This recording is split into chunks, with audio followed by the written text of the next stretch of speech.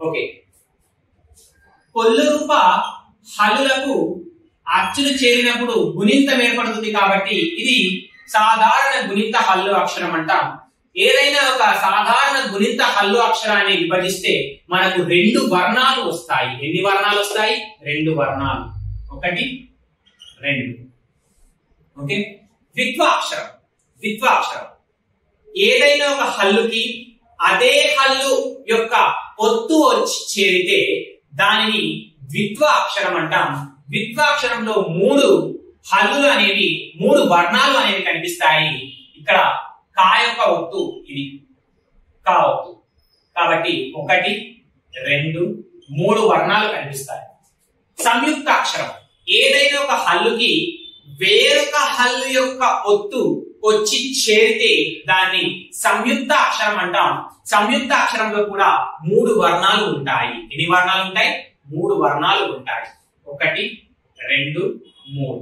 ఇక్కడ ష యొక్క ఒత్తు ఇది. దీన్ని తీసేసి మనము ఈ విధంగా ఉపయోగించడం జరుగుతుంది.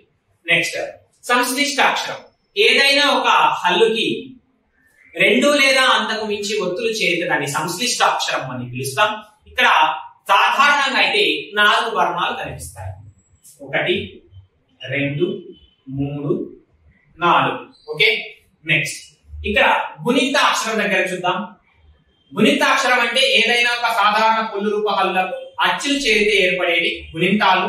ఒక హల్లుకి అదే హల్లు యొక్క ఒత్తు చేరితే ద్విత్వాక్షరము అని, ఒక హల్లుకి వేరొక హల్లు యొక్క ఒత్తు చేరితే సంయుక్తాక్షరం అని, ఒక హల్లుకి రెండు లేదా అంతకంటే ఎక్కువ హల్లు ఒత్తులు చేరితే దాన్ని సంశ్లిష్టాక్షరం అని పిలుస్తాం.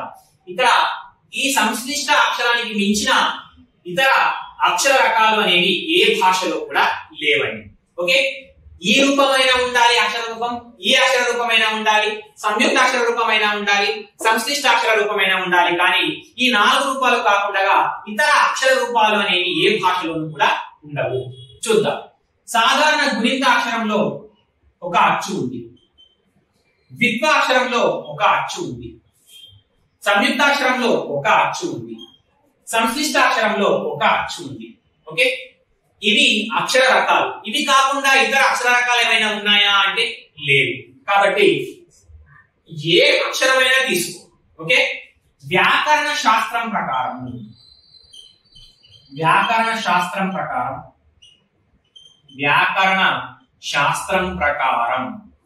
కనీసం